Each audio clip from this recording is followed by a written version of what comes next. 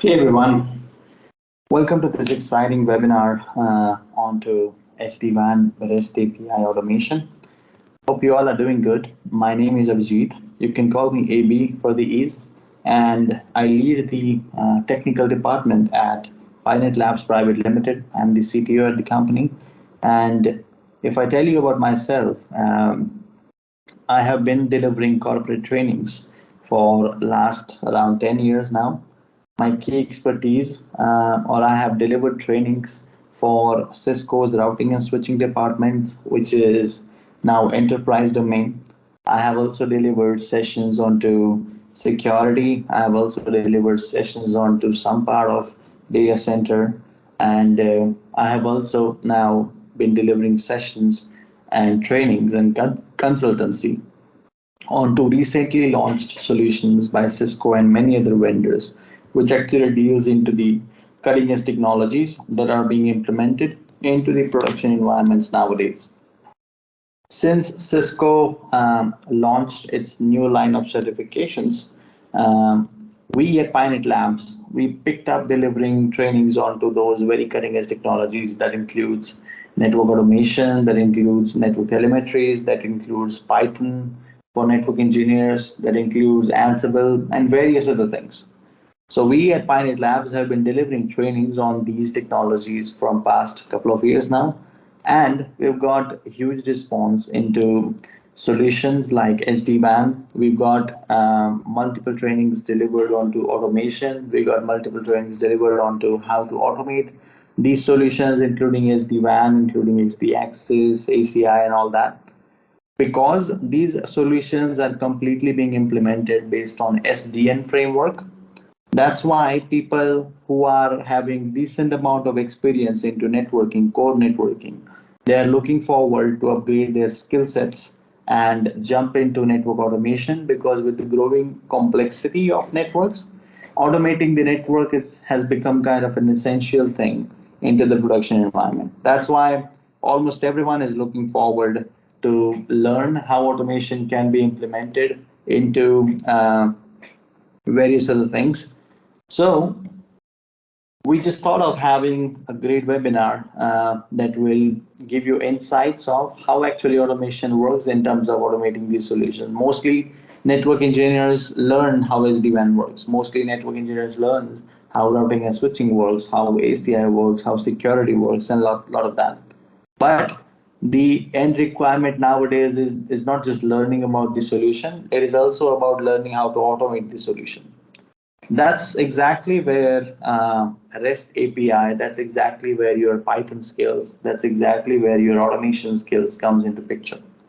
And when you have a good insight about how it actually works, then it will help you to design a better workflow for you to know how to upgrade your skills and actually achieve your goal to learn automation onto these solutions. So that's exactly what we're going to jump into. In this webinar, we will be discussing about what exactly is REST API, where we can relate REST API into the industry requirements of automation, and we will also see a sneak peek of how we can communicate with our SD-WAN controllers with the help of Python, or with the help of a software like Postman, which actually acts as our REST API front-end tools.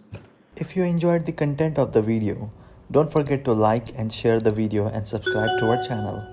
Before directly digging into the topology, what we have here is I have pre-deployed a topology where we have a controller site in which we have vManager, vBond, vSmart, and some roots here, things like that. And then we have a couple of transport, one of which is the INET, commodity internet, the other one is MTLS transport. And then we have certain Vanages. We have Vanage 1, Vanage 2, Vanage 3, Vanage 4, and Vanage 5, and some LAN devices. So all of these devices are onboarded. If you look at the vManager, which I can access onto 10.255.1.110 onto my machine over here, right? So if I log in into the GUI, I will be able to see that I have onboarded the Vanages very well. I have around 5 Vanages that are up and running. I have around one vSmart, one vBond, and one vManage, which is up. Some of my devices, if I jump into the connect configuration window and go into devices section, so some of my devices are into vmanage mode, which is vanish number 2, vanish 3, vanish 4, vanish 5. All these devices are managed by vmanage. And one of the device, which is vanish 1, is into CLI mode. But still, we also have some templates also, some device templates which are attached to certain devices, some feature templates which are also attached to certain devices. And that's how we have a basic infrastructure of SD-WAN, where we have ensured that site-to-site connectivity is actually available. So at the end of the webinar, we will kind of interact with the vManager to fetch out certain details from the vManager by using Postman, by using either Python or Postman, whatever seems feasible to us. And before that, I would like you to actually get familiar with how REST API actually works, what REST API is, and how it works. So to talk more on that, I'll share my other screen and then we will jump up into the or come back to the topology after we discuss how REST API works. So far, I've been speaking about the introduction. I would like you guys to give me a heads up or a hands up if my voice is audible to you in a clear way and my screen has been visible to you in a neat way. That will give me a good feedback that everything is in good shape and we can move ahead with the next thing.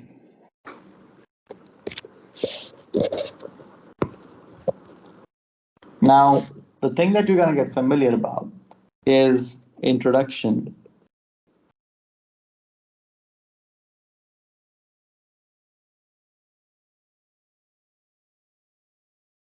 That's something that we're going to talk about.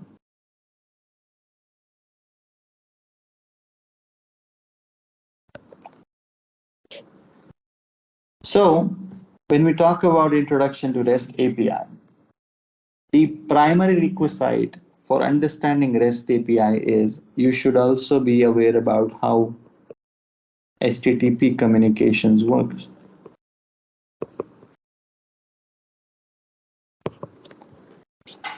When we think about HTTP communication, we talk about how a client server architecture behaves.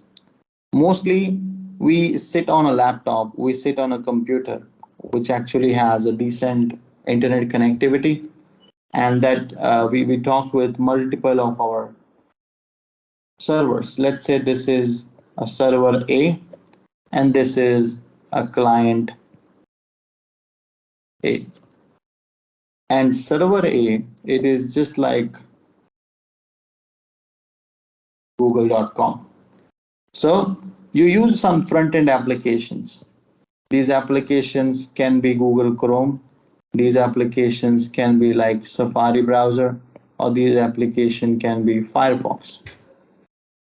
What you do is you open these applications, you go onto the URL field of that, and you type something like google.com. The actual URL gets converted to something like https://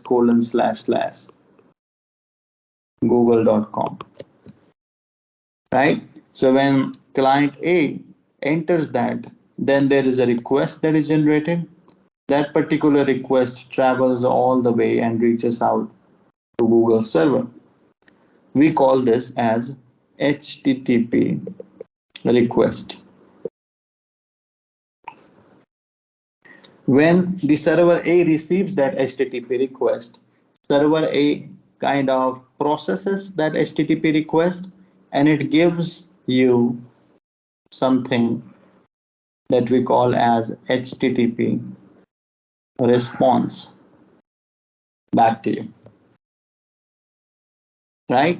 And you, in your front end application, be it any browser, you kind of see that response into the graphical way possible.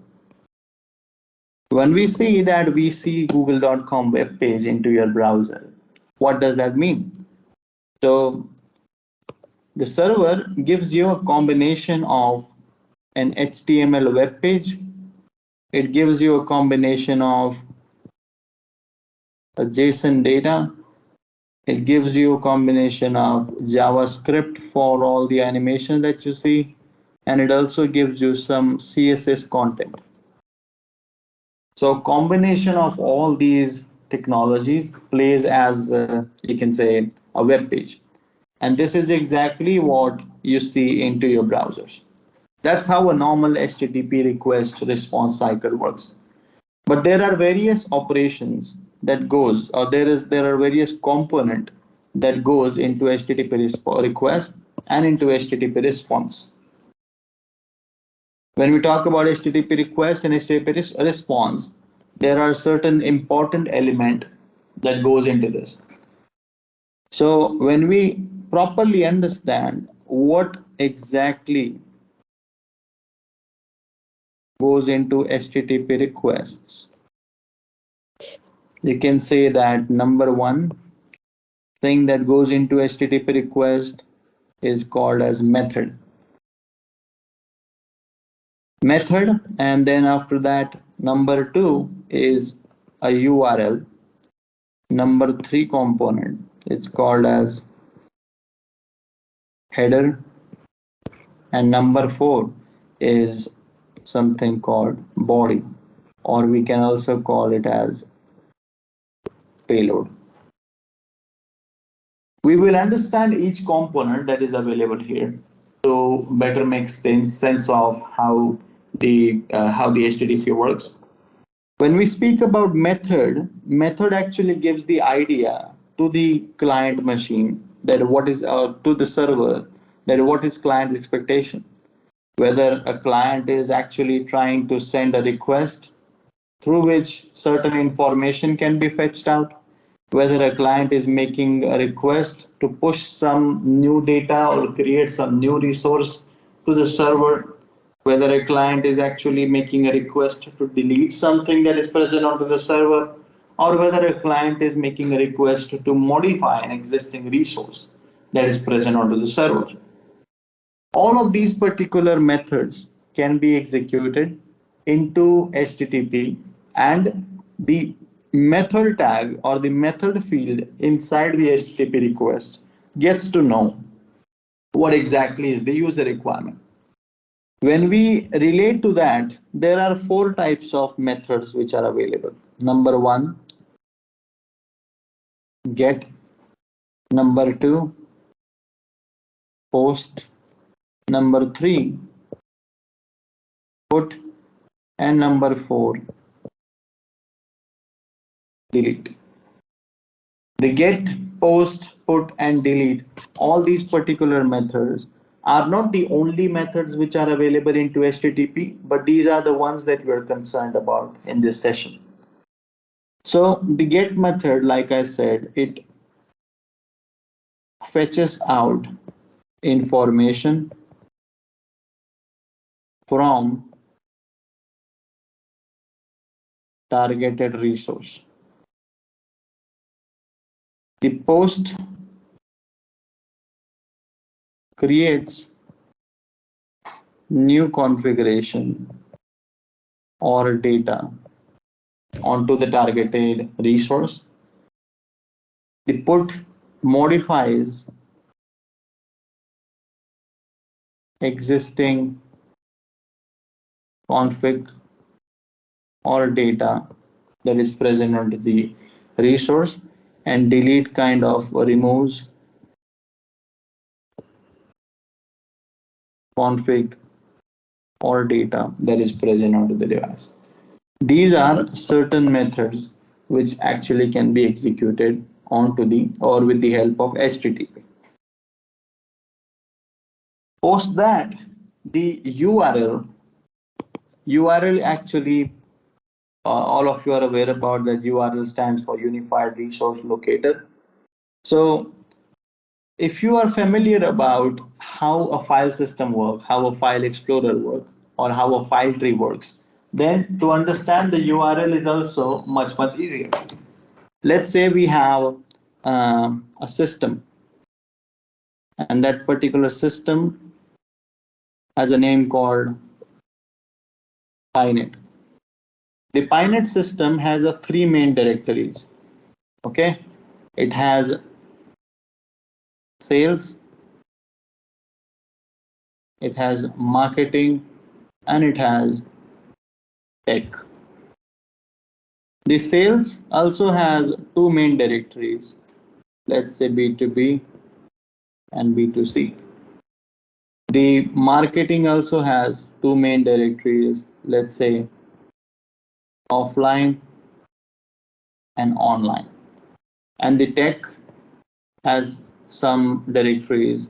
You can say um,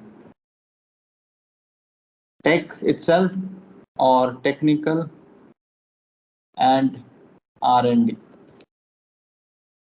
The B2B has certain files inside of it. B2C also has certain files. Offline also has certain files. Online has certain files. Technical and R&D. All of these directories do have certain files inside of it. If you are sitting into this PC and you want to access a file maybe from this folder or a file maybe from this folder, then you will get to know a path to access that file, right?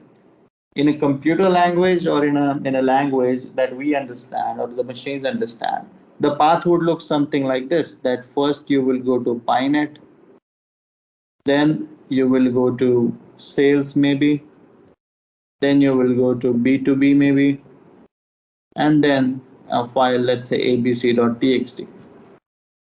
This actually acts as the file path. Similarly, if you kind of make this particular PC reachable onto a network or something like that, then you can access that particular PC with the help of IP. But the path that will be used into your browser will be called as URL, Unified Resource Locator. So this is your resource, right? And to identify a specific resource, you need a unified resource locator, a URL. That URL actually lets you access a specific resource. So URL is also an important element that is required to identify or to understand how communication or what kind of resource do you want to access or so. The header is the another information. What I'll do now is I will kind of put this thing over here. And like I said, header is extra information that is sent along with your request. When you think about extra information, what information that can be? The server, in order to process your request, might require the version of your browser. It might require the language that you are using. It might require the date and time of the system. It might require some other things, right? So all these extra informations are basically sent to the server so that server knows about the client's expectation in a better way possible. And those extra information are sent in the form of header. So, like I told you, the server replies you with something called HTTP response, and the response is nothing but combination of HTML, JSON, JavaScript, and CSS files. But all these data can be processed by your Chrome, Safari, or Firefox web browsers. But the data cannot really be processed in a graphical way like HTML pages, JSON, JavaScript. JSON can be, but JavaScript or CSS, all these particular files cannot graphically be viewed into your browser, or sorry, into your applications like Python application or so. So header kind of gives all that extra information, and whatever the output will be, whatever the payload will be, that particular data will be considered as body, whatever you want to see. So body actually depends, because I told you that whenever you perform get operation, you actually expect an output from the destination device. Whenever you want to post any information, you actually send some piece of data, send some payload to the device. even in put and even in delete.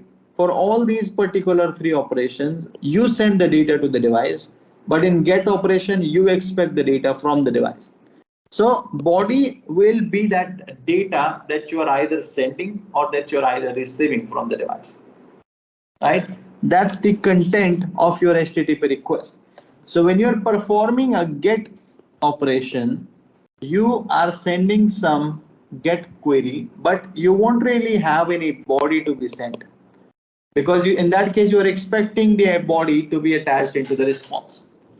When you are doing put, when you're doing post, and when you're doing delete operations, that's the case when you send the body to the data or to the destination device that, hey, this is the data that I want to process my query upon. Please do that. In that case, the output will not have any body or something. The output will just have a confirmation whether your query was processed successfully or not.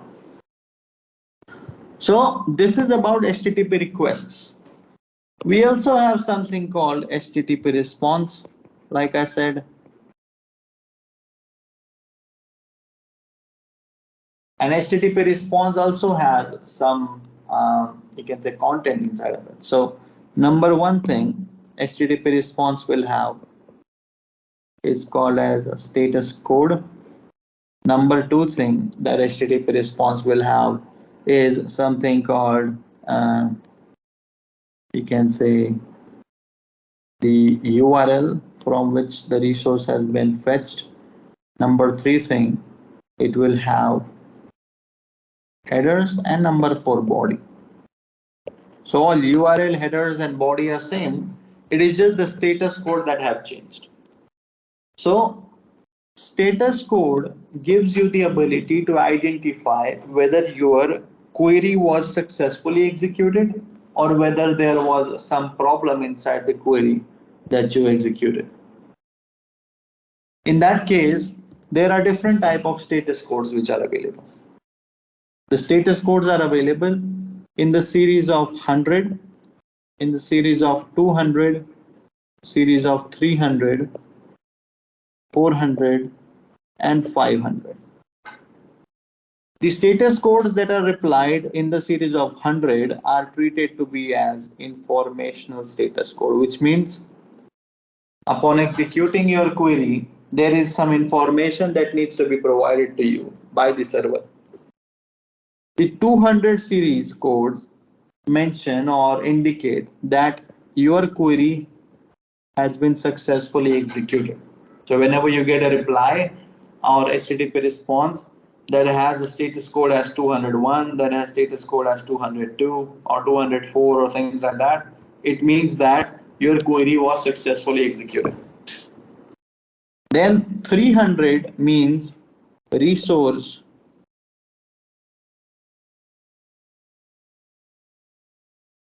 redirection, which means the resource that you're looking forward to reach out to on that URL is not available. Either the URL is wrong or the resource is not available. 400 means client error, which means while forming up the HTTP query, there is some mistake that you have done at your end. And 500 means server error, which means the destination device is not able to process your query or your HTTP request at this time. The status codes help you a lot while executing the configuration or while executing the HTTP queries to get to know whether it's working fine or whether it's not working or what's happening. So to know HTTP request and HTTP response and the components that goes inside is very critical to understand how REST API works. Now you might think that we are going to discuss about REST API, then why are we talking about HTTP?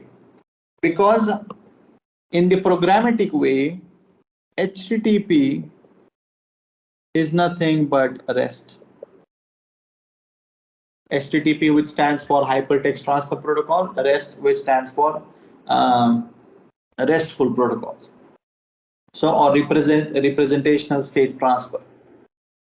So, the only difference between both of them is when you actually send your HTTP queries by using front-end applications as Chrome, Safari, Firefox, the queries are sent as HTTP. Okay, and in the REST API, same queries are sent, but the applications are not web browsers. The applications can be coding languages like Python. It can be coding languages like Curl, or it can be coding language, some other coding languages that might be present. Or you can even use softwares or tools like Postman to send your HTTP query and receive the response out. Because these applications are not sufficient to process graphical rich data or visually rich data like HTML web pages and things like that. That's why they are capable of digesting data in the structured way by using data structuring language, which is JSON. Make sense? So whenever these servers are going to reply you any data, that data will mostly be in the form of JSON. And this will help you to automate lots of operations. For example, you want to create a script, you want to create an automation project where whenever there is a specific device that goes down, you want to execute something onto the device, or you want to take an action against that particular device. How can we do that? In order to do that, your machine needs to understand what kind of data is actually being received from the device, and your data have to analyze that particular data and take action against that. So JSON is a form that particular data can actually be digested by your machine, and then a certain action can be taken against. In that case, what's going to happen is your machine or your front end machine will have Python installed, right? And that Python will have a library which is called as requests library. This is a REST API library. And this REST API library will be able to perform operations like get, will be able to perform operations like post, put, delete, and various other operations that comes under REST API. So when you ask your request library in Python to perform a get operation to fetch out a list of all the managers that are onboarded onto the vManage, it will work fine. So how the flow works like is like we have the topology in which we have a list of controllers,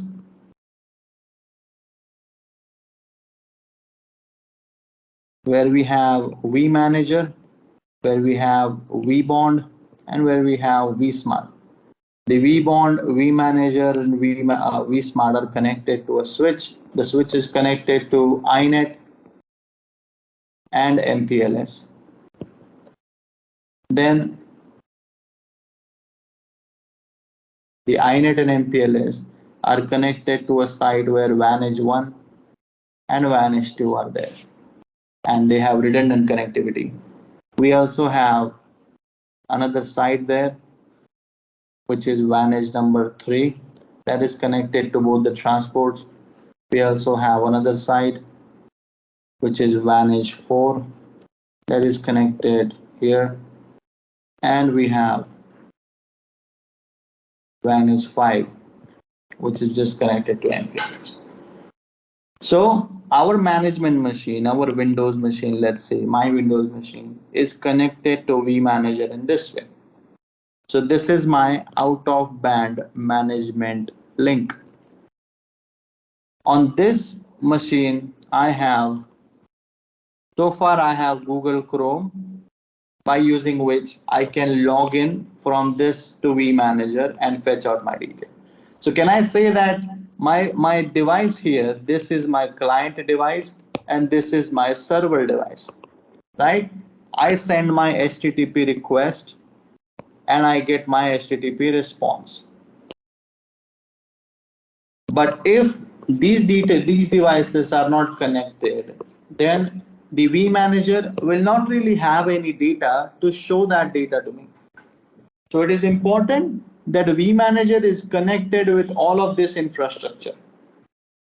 So in the world of APIs, application programmatic interfaces, there are two type of interfacings.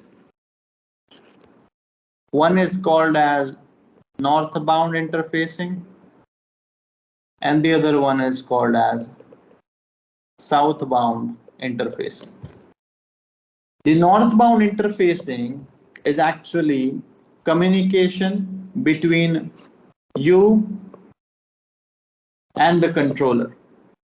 And southbound interfacing is actually communication between the controller and the physical infrastructure.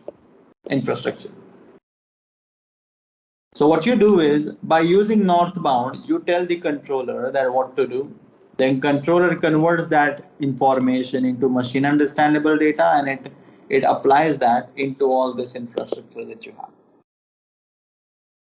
How REST API helps you, or how REST API automation helps you. For example, let's say you want to configure Vanish 1, Vanish 2, Vanish 3, and Vanish 4 with some OSPF configuration for their VPN 10, which is a service VPN. Let's say there is a machine that gets connected here, and this is VPN 10 configuration that you need to do on every site. So what you will do is, you will basically go on to Chrome, you will log in into the vManager GUI, you will navigate yourself to config, then to template, and then to feature template, then to OSPF. You will fill in all the details. Then you will navigate to device template. Then you will navigate to attach template. You will select the device, fill in the device specific data, and then. So there is lots of manual operations, even with the help of a controller, that are associated to achieve a specific task. This operations, or these sets of tasks, can actually be minimized. It can actually be reduced by, instead of using Chrome, you can use Python. And with Python, you can pass n number of instructions to your vManagers that what you want to do. If I give you a simple scenario, we cannot go on to the vManager and we cannot create 10 templates at a time. We cannot really generate 10 certificate signing requests in one go. But with the help of Python, with the help of REST API interaction with the controller, you can do that. So HTTP, as a final conclusion, is when you use web browsers and communicate with GUI controllers with the help of HTTP, you are doing pure HTTP. When you're using Python as your front-end application instead of Chrome, and you're communicating with the controllers, you are doing REST API interfacing. That's a very one-liner understanding about how it works. And this is what REST API is. So with the help of REST API, you communicate with the graphical user interface of the vManage, or you communicate with the vManage controller, and you kind of fetch out the configuration by using get operation. You kind of create new templates, new configurations onto devices by using post operation. You can modify your existing templates and other data by using put operation, and you can delete templates or various other things. Just giving examples of templates. But yeah, you can delete your existing things by using delete operations. That's exactly how it works. I hope you understand that. If you have any questions, please put your questions into the chat. I'll be happy to help you with that. And then we will move on to the implementation of that. I will share my other screen. Yeah, you can keep your questions there.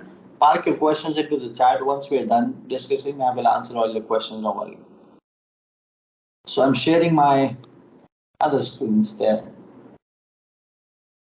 Now, when we talk about learning about REST API interfacing with any of the controllers, like there are certain solutions which are getting popular, like we have SD-WAN's vManage, we have SD-Access DNAC, DNA Center, we have ACI's Epic. All of these controllers, we have ASA firewalls, ASDM. All of these controllers gets very familiar with GUI interfacing. And all of these components, or all of these controllers, have their own set of documentation on how REST API configuration can actually be done. So in that, when you look at some documentations, the documentations are readily available on the internet. For example, I can say REST API or we manage a REST API documentation, and you will get a decent exposure to how you can work with that documentation. So if I open something like Cisco SD-WAN POSTMAN, if I open something like Bakale we manage REST documentation, all this documentation here, it will give me enough of information. For example, here, how I can log in into the Cisco's vManage. After that, how I can fetch out, for example, the number of devices and the status of them, the interface statistics and all. How I can fetch out device templates, right? How I can fetch out or the list of device policies or things like that. All of this you can do with the help of various documentations which are available. Same, there are lots of documentations which are available for Viptela we manage here. That's another set of documentation that you have. You can perform your get queries, you can perform your post queries, you can perform your put queries, right? You can perform your delete queries.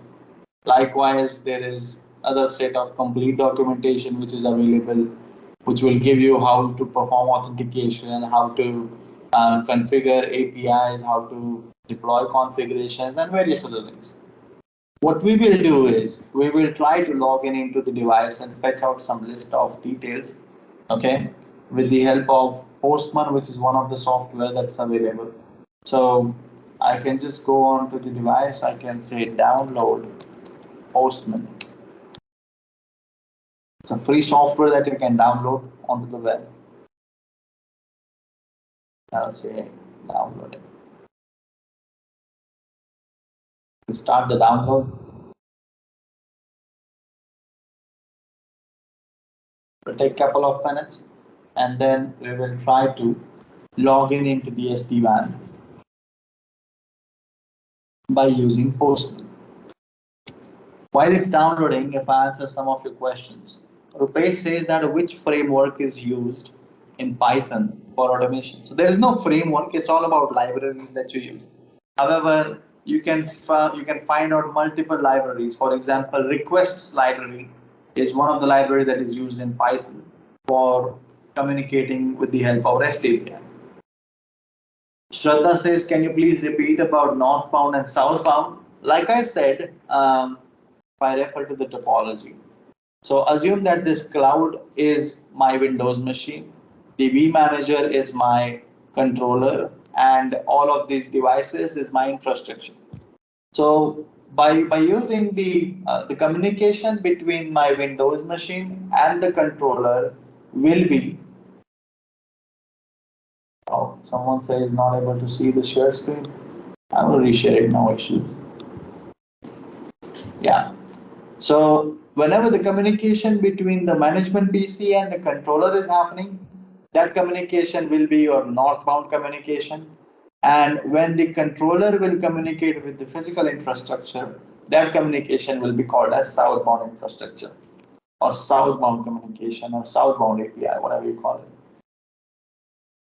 API and REST API is different. Kanaya says, yeah, that can be said correctly because API exists into various forms. A REST API is one of its application.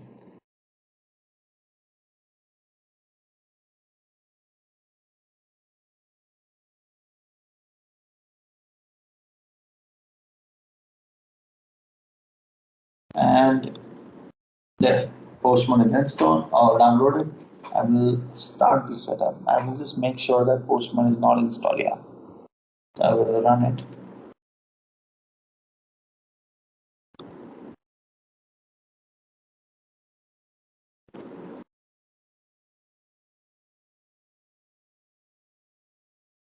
The setup will just boot up in a minute or so.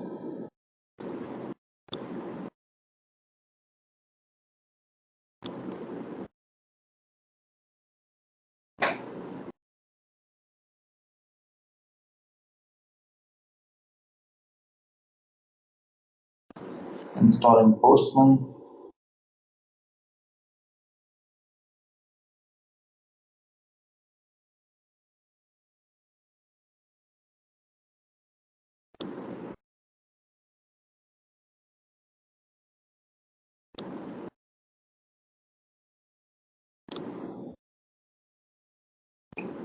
Now, in the Postman, it asks you that do you want to create an account?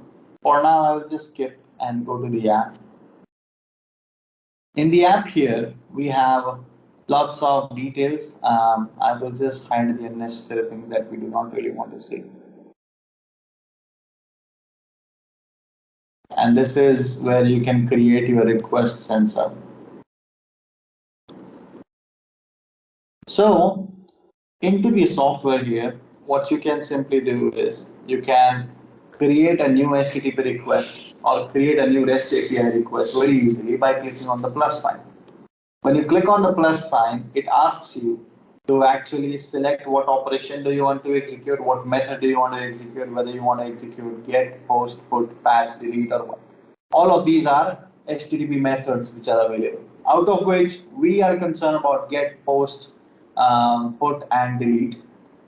And I can simply select that I want to. So it says over here that for authentication, which means for logging in into the device, for logging in into the vManage GUI, you can basically use post operation, and this will be your URL to log in into the to log in into the device. So I can say into the Postman that I want to perform a post operation, and the URL, I will copy the URL from the documentation. I will go here and I can paste that URL easily. However, I will replace the vManage port and IP details with the IP address of our vManage or my vManage that I have, which is 10.255.1.1.1.1.0. Just a minute. Yeah, 10.255.1.1.1.0. Then it says the headers needs to be set.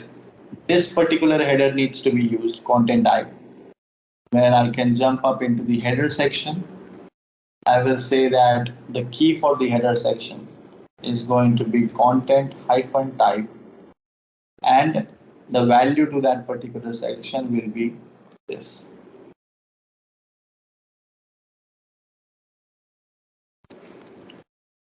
Once we're good, then we also need to form the body, where I will go to body and I will, over here, I will select that this is going to be an X triple W,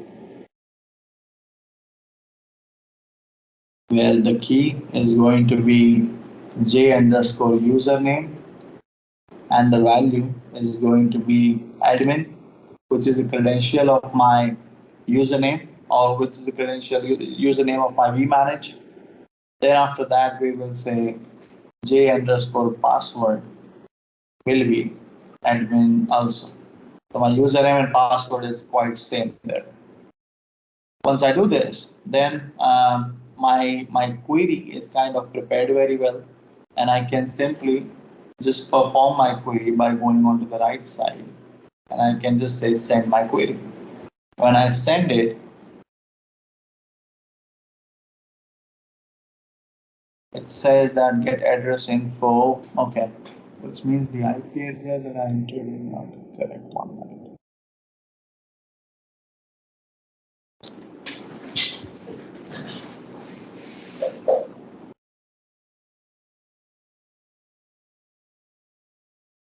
There. http://10.255.1.1.0. It says SSL error, the self-signed certificate is not verified. So for the first time, we will disable the self-signed certificate. I'll say disable that. And there, it says 200 OK. Our query is executed very well. This 200 OK, which means you have been able to log in into the device. 200 OK, when you click on that, it says standard response for successful HTTP request. The actual response will depend on the request method used in a GET request or so on. Like I said, When the status code is 200 in the series of 200, it means your query was successfully executed. There is no output, however. In the cookie section, you will see that this is the session ID that you have.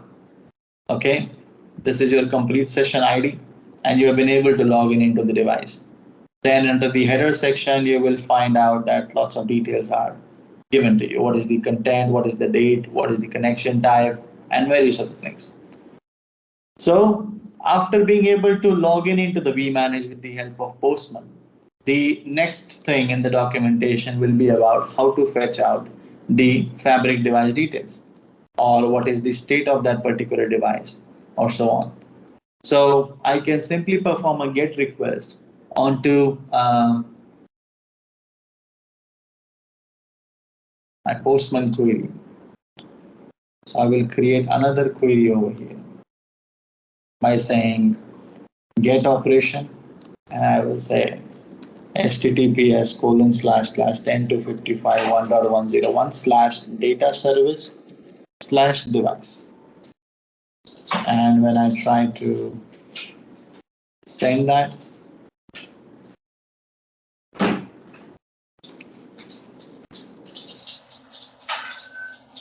however, I think in the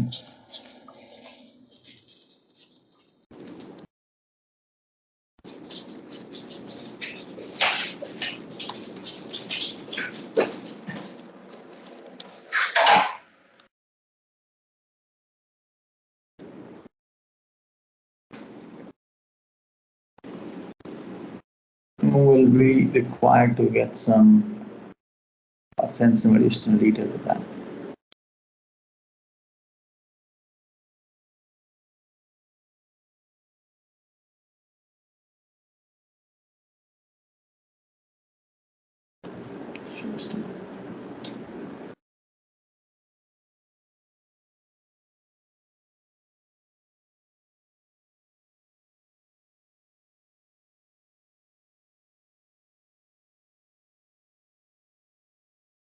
Yeah. So because while executing the next query, we will have to provide that particular query into the or the session ID into the details while fetching out the device details. So for that, I'm just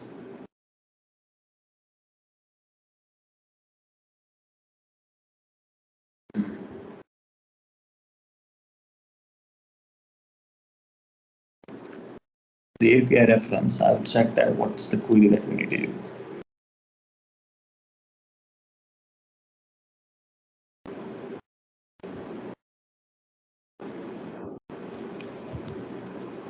There are lots of sections. For example, these are all the queries which are available into the administration tags. So we'll have to jump up for the device tags.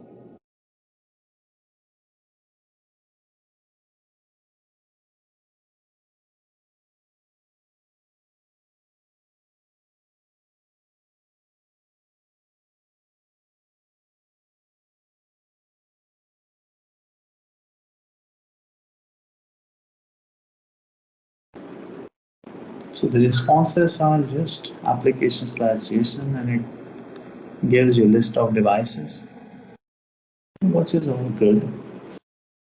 So when I try to run our first query,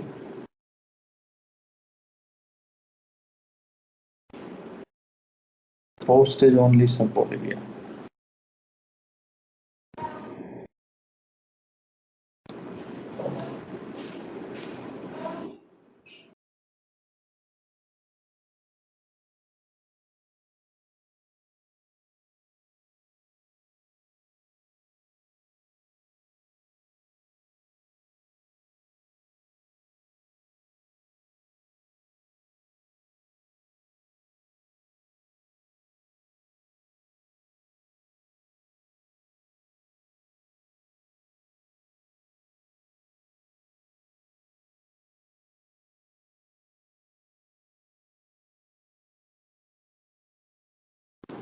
Create a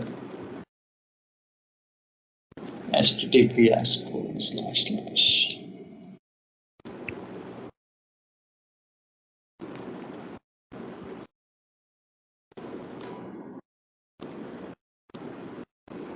URL for logging into the device.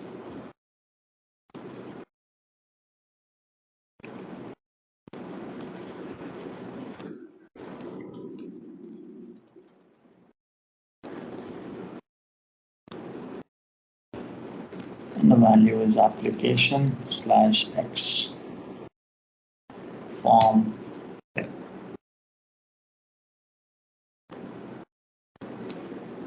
URL encoded. I can say j underscore username.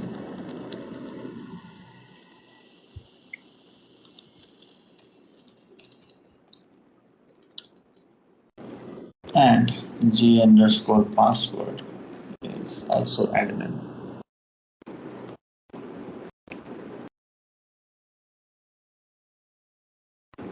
And when I try to send that, shouldn't get this.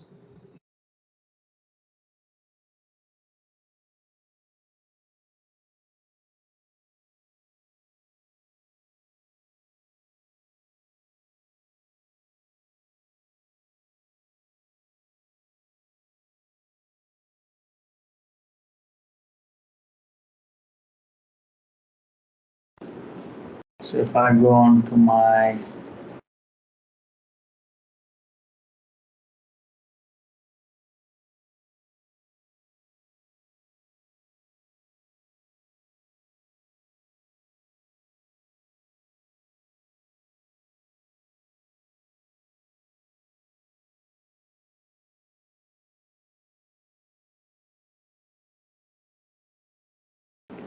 no, I don't think the IP is wrong. The IP is correct, which is 10 to 55 1.110. I haven't typed 101. I don't. Oh, okay. On this, it should have 110. Oh, there you go. So that was just a wrong IP address that we were using. Okay. Because we were already logged in into the device, because of me using the wrong IP address, that was not working. So if you see while performing get operation, you can see that you got a 200 OK. And with the help of that 200 OK, this is your entire reply into JSON. It will give you a list of devices that you have. So for example, there is a column, and inside the column, you have a host name. Then after that, you have a value that is assigned to it. So you have a vManage, you have vEdge, you have vBond, you have vSmart, an actual vBond. After that, when you scroll it down, you will find out the state of those particular devices. Then when you scroll it even down, you will have some system IP address, you will have some reachability information, you will have certain other information. So this is just the information about the devices and all the details that you have into your dashboard. It's a converted information because your Postman application cannot really parse your information or cannot really parse your, you can say GUI data, right? So under your actual data, you have the information about your vManage. Then what is the device ID of the vManage? 10.100.0.10. This is the system IP that I'm using on my vManage. And it says that the reachability is up and running. Likewise, it also gives you the details that what is the domain ID that is configured onto the device, what is the personality of the device, what is the device type, right? What is the, you can say, serial ID of the board, what is the certificate validity, what is the UUID, which is the chassis number, and the device model, the version that is installed on it, how many vManagers is it connected with, the site ID that is configured onto the device, and lots of other details. Likewise, it gives you the information for the vSmart. Same information is present over here, site ID, OMP peers, and lots of other details. Similarly, you will find the detail for vBond. Similarly, you will also find the detail for Vantage 1, and so on, Vantage 2, Vantage 3, Vantage 4, all these details. This is how you can basically execute your HTTP queries in a basic way possible. Now, the great part about this tool is whenever you are graphically executing your HTTP requests, then there is a sign over here that says code. When you click on that code, then it will give you the exact code into any language that you want for the same exact query. If I want the equivalent Python code for whatever I have did into my Postman, I can just scroll down and I can select my Python requests library, and it will show me that this is the code that we executed.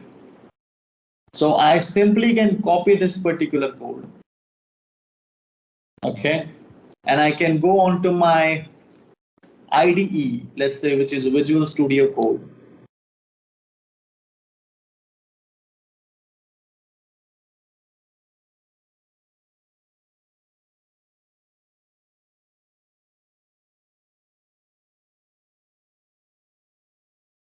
And into your Visual Studio, these are my previous skills that I was working with, ignore them.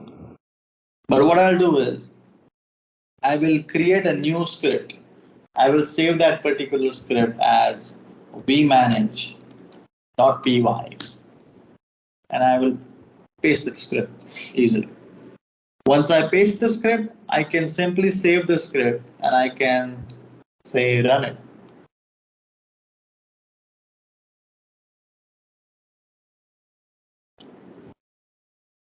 When I run it, it tries to execute the code.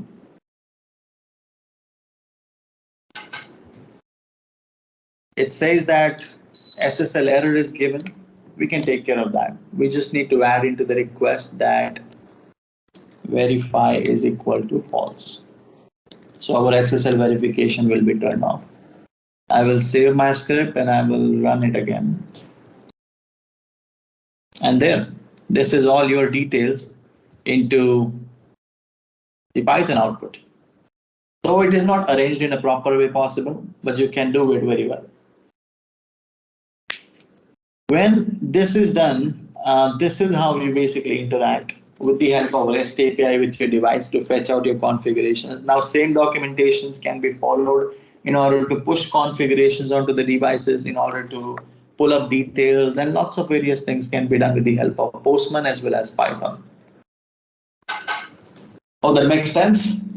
Some questions into the chat says how to log in into vManage if it is hosted on cloud via FQDN, and then how to enter the authentication OTP, which we normally use via while logging via browser. Same things that you need to use over here. So the headers will be different. Okay, there are multiple ways that you can log in with the help of Postman. Whenever you create anything, you can go into the authorization header. You can select if you're doing OTP based authentication, if you're doing OAuth based authentication, bearer token, and so on. All of these options are available into Postman to be used. And you just need to put up your FQDN directly there instead of using the IP address. FQDN, Sandeep, is fully qualified domain name, which means that this can actually be something like vmanage.pynetlabs.com. Instead of 10.255.1.110, it can be vmanage.pynetlabs.com, something like that. So this is kind of the motive of this particular webinar, to discuss about the very basics of how SD-WAN REST API communications can be done, and to give you a glimpse and insight about how REST API works. The labs or the sites or the, we can say, topology that you see here is completely hosted onto our servers. So whenever we do provide trainings of SD-WAN, we do provide lab access on a dedicated server machine for every candidate who enrolls into our courses or so. And that's exactly what we highlight, that you need to learn certain solutions like SD-WAN. You need to learn automation in order to keep you intact with the cutting edge technologies that are coming up into the world today. So that's all the motive that was there for the webinar. Thank you so much for joining. I hope you enjoyed the content of the webinar, very short and crisp.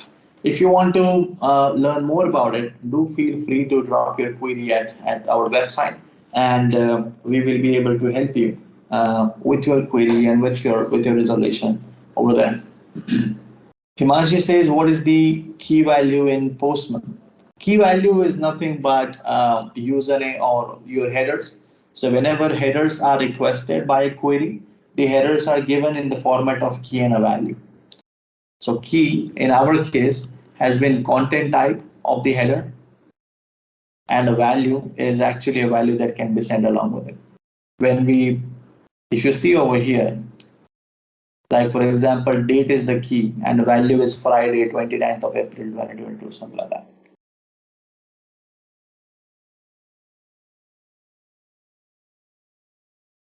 All right, so to introduce with more such webinars, we are kind of enlightening lots of our webinars coming up onto hot topics like this, but you can just toggle yourself to PyNetLabs.com in order to look after for all such queries, to do trainings into SD-WAN, to do trainings into Python plus Ansible, to do trainings into Versa SD-WAN, to do CCNP DevNet, CCNP Enterprise, and so on.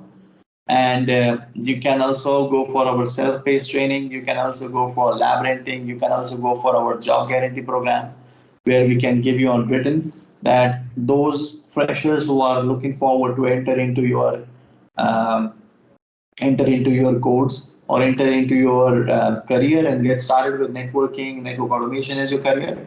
We have came up with 100% job guarantee courses where we will enroll you into exciting jobs there, and we will train you with your technical skills as well as soft skills and take care of making your placement happen into good companies.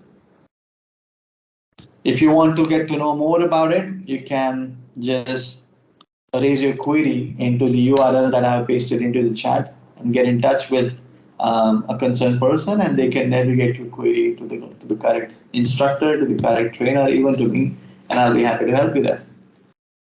Thanks for joining this particular webinar. Hope you enjoyed the content of it, and looking forward to see you guys again in some exciting webinar that we have planned in line for next week or next to next week. Thanks for joining. Have a good day and a good week ahead. I wish you all the best. Thank you.